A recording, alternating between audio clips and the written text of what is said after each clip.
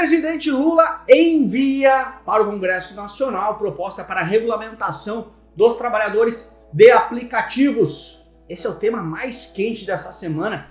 Eu parei aqui para fazer um vídeo justamente para falar um pouquinho para você não ficar, meu Deus, o que está acontecendo? Será que eu não posso mais chamar meu aplicativo? Solta a vinheta, estagiário. Salve, salve, rapaziada, sejam muito bem-vindos para mais um vídeo toda quinta-feira por aqui. E essa semana não podia ser algo diferente do que falar sobre a proposta enviada para o Congresso Nacional para a formalização dessa atividade que hoje é a realidade de todos nós, né? Todos nós usamos aplicativos de transportes para se locomover, principalmente quando toma uma coisinha, hein? Será que é só eu que bebo? Então, esse é o tema da semana. Na verdade, não, né? Na verdade, o tema mais quente da semana é a chegada do Borré no Inter. Mas isso eu não podia falar aqui, essa é a grande realidade, vou ver se ninguém percebe. Mas enfim, voltando então, o que é essa proposta? Ou antes disso, vamos entender como que é o ritual de uma legislação, de uma lei no nosso país, né? O presidente então mandou, o presidente Lula envia essa proposta para ser debatida, para ser votada no Congresso Nacional. O Congresso Nacional é formado pelas duas casas que nos representam, os nossos representantes, então a Câmara dos Deputados, os deputados, o Senado Federal, os senadores, que são efetivamente os nossos representantes. Você escolhe esses caras então vão debater lá para aprovar ou não essa proposta.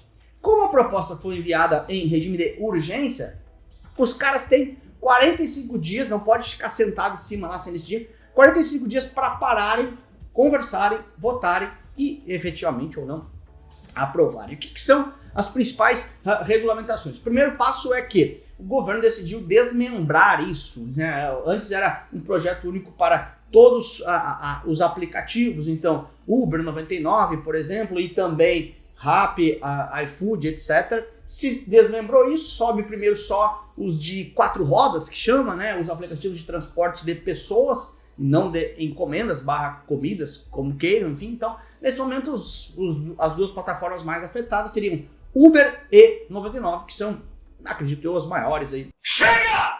O que é a grande ideia? A grande ideia é criar a figura do trabalhador autônomo por plataforma. Perceba então que ele continua com a ideia de ser autônomo. Hoje tem esses trabalhadores autônomos representam 1,7% das pessoas economicamente ativas no país, ou seja, não é uma categoria tão pequena assim. Pois bem, o que é a grande ideia? A grande ideia é o seguinte: primeiro, garantir uma remuneração mínima para os aplicativos de 4 rodas aí, né, de transporte, seria R$ 32,09 por hora trabalhada. A ideia lá para os de iFood, por exemplo, seria de R$ 25, mas isso é depois a gente fala. R$ 32,09, R$ 32,09, portanto, o valor hora mínimo trabalhado. Diante desse valor, então garantindo o valor mínimo para o motorista, diante desse valor, o motorista tem que contribuir 7,5% para o INSS e a plataforma contribui mais 20% para o INSS, jogando grana para a arrecadação do governo. Importante dizer que, por exemplo, o motorista então fez lá R$ 1.000, trabalhou X horas, fez R$ 1.000 naquele mês. Tem que pagar 7,5% de INSS? Não. Ele paga não sobre os R$ 1.000, mas sobre 25% dos 1.000. Então, se eu ganhei R$ 1.000 no mês, R$ 250 é 25%. Então, o meu INSS, ele vai, esse 7,5% que eu, motorista, tenho que pagar, ele incide somente sobre 25% que eu ganhei. Que seria a parte que é o meu, entre aspas, lucro, né? Os outros 75% seria a ideia de cobrir os meus custos. Outra questão importante é que você não tem exclusividade, ou seja, o motorista pode trabalhar para várias plataformas sem exclusividade, tá bom? Então, a ideia é o quê? Minimamente formalizar isso e entregar um valor mínimo para os trabalhadores que fazem parte desses aplicativos hoje. Pois bem, agora vamos por partes. Primeiro, já comenta aqui embaixo se você acha que isso é correto ou não. Estou apenas aqui te dando os dados, quero a sua opinião para me dizer o que você acha disso.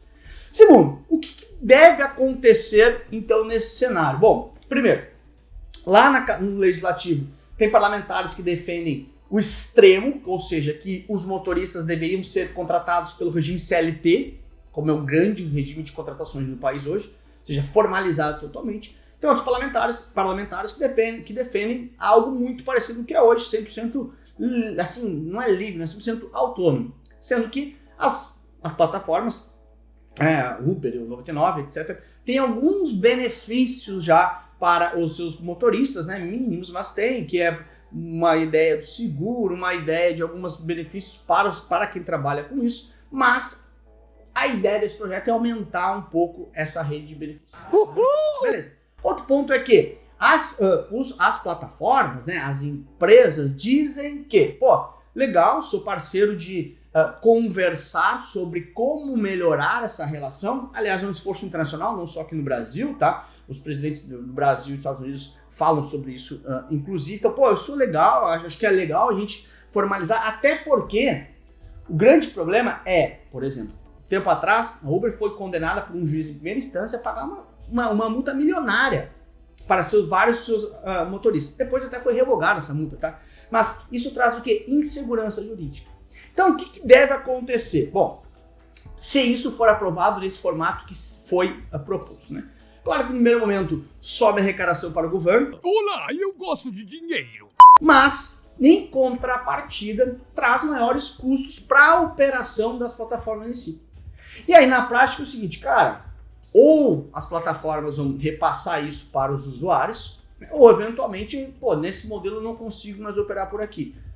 Estou te dando dados. Outro ponto importante é que os próprios motoristas, os próprios trabalhadores, não está muito claro, porque alguns dizem que gostariam de uma formalização, outros dizem que não gostariam dessa formalização. Então, na prática, a gente não tem um consenso, até porque também é um tema, né? É uma atividade bastante mais recente, se a gente for pensar. Não existe há 20 anos Uber 99, por exemplo. Então, por isso a ideia de uma regulamentação somente agora. Aliás, essa proposta que o governo subiu agora para aprovação, ela está vem sendo conversada há mais de 10 meses para se chegar na proposta que foi enviada, inclusive, de novo, desmembrando, para tentar resolver um pedaço de cada vez. Então, o ponto é, eu sei, todo mundo usa Uber, todo mundo usa 99. O que é a sua opinião? Você acha que tem que ir mais para o caminho da formalização ou mais para o caminho de manter-se, digamos assim, 100% autônomo? Responda aqui embaixo o que você pensa sobre isso, principalmente utilizando agora os dados que eu já te dei dessa proposta que agora tem 45 dias ou 43 dias para ser aprovada e passar, portanto, a valer. Vai afetar sim o nosso dia a dia e aí a gente tem que acompanhar o que vai acontecer. Na prática, também acaba por 2 pontos, né, trazendo um pouco de não ter regulamentação, traz segurança jurídica total. Por outro lado, ter uma regulamentação que sufoca demais, pode ser que a empresa decida não prestar mais serviço por aqui, e aí no final do dia quem perde são os usuários. Qual a sua opinião sobre tudo isso? Diga pra mim aí e também deixa um joinha, deixa um like, deixa um legal e se você não está inscrito, se inscreva no canal, porque sempre que tem notícia nova por aqui, a gente para e explica pra você. É questão de prova, Lucas? Não exatamente, mas esse assunto em cima sim, entender cenário macroeconômico, entender o que pode acontecer daqui pra frente, é a situação do dia a dia do mercado financeiro e o tema do momento, fora a chegada do Borré.